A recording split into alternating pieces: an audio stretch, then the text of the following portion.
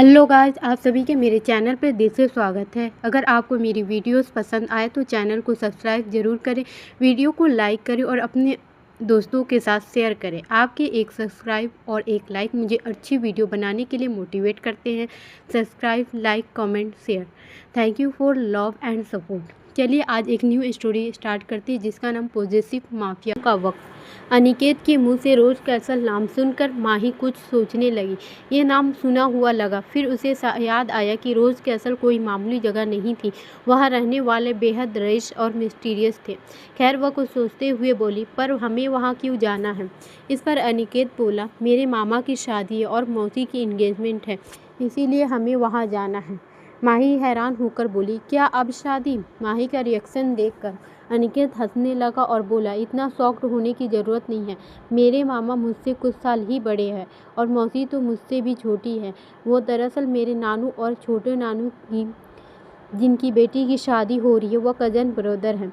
और मेरी मम्मा की शादी 18 साल की उम्र में हो गई थी। तब मेरे बड़े मामा जिनकी अभी शादी हो रही है वो सिर्फ 5 साल के थे। अनिकेत की बात सुनकर माही बोली, ओ अच्छा।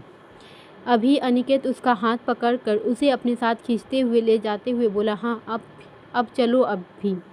अनिकेत उसे ज़बरदस्ती लेकर चला गया। कुछ देर बाद वो दोनों रोज कैसल पहुंचे। माही तो देखती रह गई, बहुत खूबसूरत था। देखने वाले की आंखें फटी की फटी रह जाती। आखिर था ही इतना खूबसूरत। उसकी बनावटी, उसके दूर तक फैला गार्डन, सब कुछ बेहद खूबसूरत नज़र आ रहा था। माही उस कैसल को देखने में बिजी थी और अनिकेत उसे देखने में माहिया एक बेहद खूबसूरत लड़की थी। उसके जैसी खूबसूरत अनिकेत ने आज से पहले कहीं नहीं देखा। वो जितनी खूबसूरत थी उतनी ही सौम्य और समझदार भी। माही ने कैसल को अपनी नज़र से हटाकर अनिकेत से कहा, ये तो बहुत खूबसूरत है। अनिकेत ने उसे मुस्कुराते हुए कहा, हाँ बहुत। अनिकेत खुद को घूरता देख माही थोड़ा हिचकिचा गई। उसने अनिकेत से कहा, क्या हुआ सर? अनिकेत एकदम होश में आया और बोला, कुछ नहीं, अंदर चले? माही अंदर जाने से ठिठकते हुए कही, सर मैं नहीं जा सकती, आप जाइए। अनिकेत ने उसका हाथ पकड़ के उसे ज़बरदस्ती अंदर ले जाते हुए बोले, अरे इतना डरो मत, मेरे साथ चलो। अनिकेत माही को अंदर ले गया जहाँ सभी थे। अनिकेत ने माही से कहा, यहाँ सब बहुत अच्छे हैं। मेरी छोटी नानी थोड़ी सी हिटलर टाइप की है, लेकिन दिल की अच्छी है। लेकिन हाँ, एक शख्स सामने तुम बिल्कुल मत आना। माही ने उन्हें देखते हुए कहा, मेरे बड़े मामा, उन्हें अनजान लोगों से मिलना पसंद नहीं। देखो उसके सामने आकर अगर तुमने कोई गलती कर दी तो तुम्हें कोई भी नहीं बचा सकता। वैसे तो मैं तुम्हारे सामने कभी आने नहीं, लेकिन अगर कभी आए तो फ़ौरन वहाँ से निकल जाना। अनिकेत की बात सुनकर माही में हाँ में सर हिला दी। उसके घर के सभी लोग माही को मिलाया, वो सभी उससे मिलकर खुश थे। निर्मल मीरानी जो देवराज मीरानी की बीवी थी, वो माही से मिलकर दूसरी तरफ चली गई। उन्होंने एक बार मुड़ कर माही को देखा, अपने मन में बोली, काश कि मेरे बेटे की शादी तुमसे होती। फिर एक ठंडी सांस लेते हुए वहाँ से चली गई। अनिकेत ने माही को आदित्य और अक्षय दोनों से मिलाया। माही के साथ घुल मिल गए। माही ने दोनों को देखकर शुभ की याद आ रही थी। रोज कैसल 4th फ्लोर पे, जहाँ कोई नहीं जाता। इस फ्लोर पे सिर्फ घर के बड़े बेटे बिजनेस की मृत्यु जैन मीरानी का राज था। 4th फ्लोर के स्टडी रूम तक जाने की इजाज़त थी सिर्फ कुछ गिने चुने लोग को। वह ऐसा शख्स था जिसके सामने घर वालों को भी नहीं चलता, यहाँ कहें किसी की हिम्मत ही नहीं थी। उसने फैसला यहाँ पत्थर की लकीर की तरह थी जिसे कोई मिटा नहीं सकता। स्टडी रूम सीढ़ी से ये बिल्कुल पास ही था। वैसे तो पूरा कैसल कस्टर्ड मेड था, लेकिन 4th फ्लोर उसके साथ क्रिस्टल का भी बहुत सारी डिजाइनें देखने को मिलती, इसीलिए वह रोज कैसल के सबसे ज़्यादा शानदार हिस्सा था। स्टडी रूम बेहद शांत माहौल, बिल्कुल उसी शख्स की तरह जो बीच में अपनी चेयर पर बैठा, ब्लू ओशियन आई जिसमें जीतने की लत साफ नज़र आ रही थी। चौड़ा माथा, पतली नाक, उसकी लंबी और पतली उंगलियां अपने लैपटॉप के कीबोर्ड पर नाच रही थी। एक पैक्स जिस पर पहनी हुई वाइट शर्ट, उसकी बॉडी फिट थी। हाथों पर शर्ट और स्लीव्स कोहनी तक फोल्ड कोहनी से आती और वेंस इतनी शार्प थी कि किसी शख्स की पहली नज़र में आए तो सबसे अट्रैक्टिव पॉइंट थी। मृत्युजन ने सिर्फ वेस्ट पहना हुआ था और कोट चेयर पे पीछे पड़ा था। उसका शर्ट के कॉलर दोनों तरफ से ट्रायंगल शेप में 2 ब्रोच लगे थे जिनकी कलर तो गोल्डन था मगर बीच में डायमंड लगे थे, जिसे मृत्युंजय का एक जरूरी हिस्सा माना जाता था। कुछ देर बाद कमरे से कोई एंटर होता। वह शख्स भी देखने में हैंडसम अंदर आते हुए बोला, मृत्युंजय, ये तुम क्या कर रहे हो? भूल गए आज तुम्हारी शादी है? इस पर मृत्युंजय की नज़र उठाकर देखा और ऐसे ही अपने काम करता रहा, मानो सामने वाले की बात की कोई अहमियत ही न हो।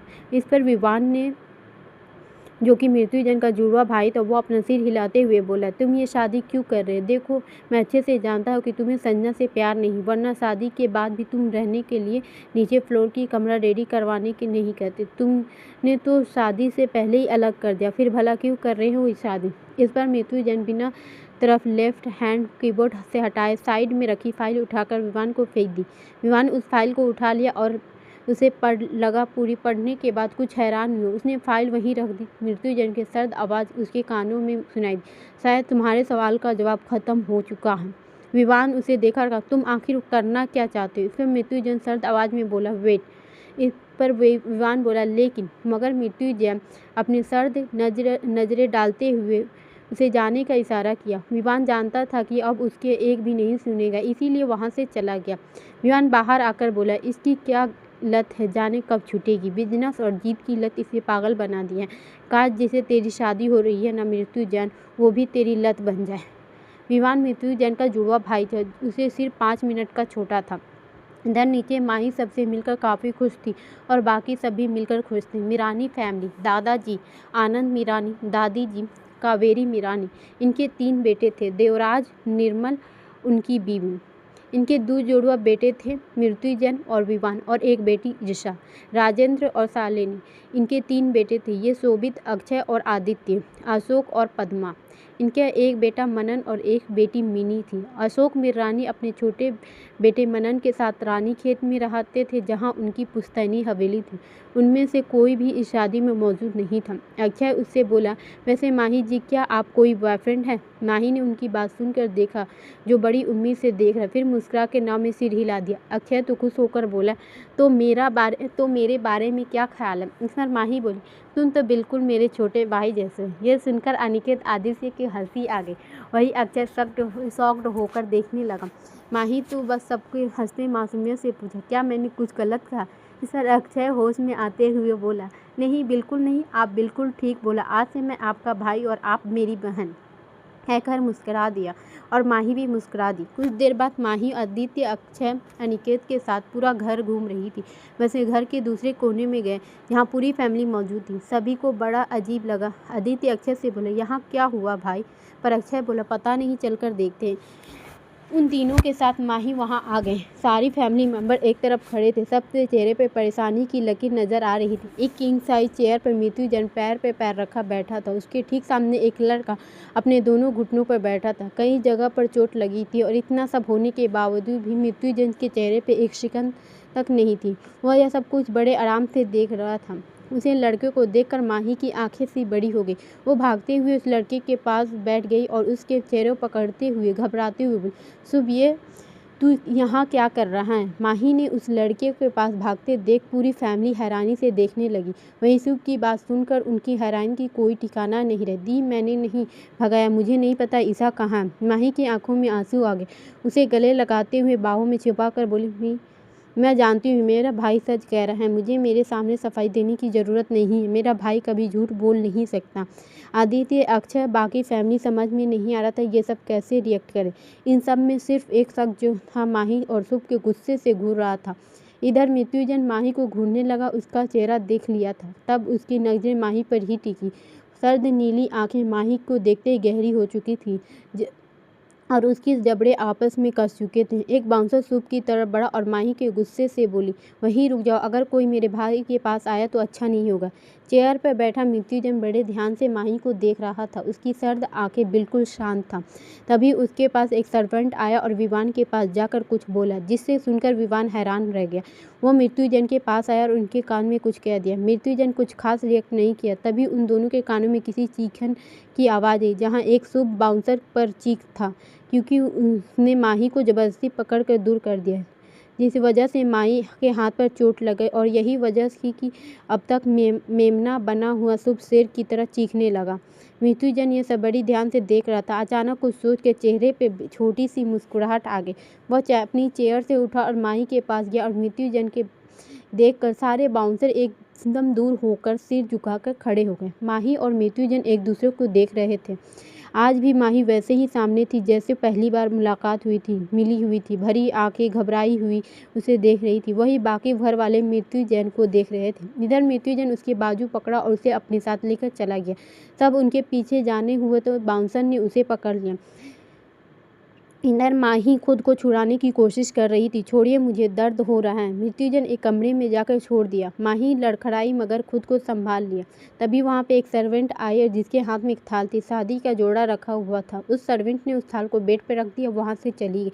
मृत्युंजय एक कदम लेकर माही की तरफ बढ़ने लगा। माही घबराते हुए पीछे होने लगी। तभी मृत्युंजय उसका हाथ पकड़ कर करीब खींच लिया और उसने सर्द और गुस्से भरी धीमी आवाज़ में बोला, इस जेड़ों को पहन कर आओ अभी। मृत्युंजय की बात सुनकर हैरानी से घबराहट से बोली, क्यों?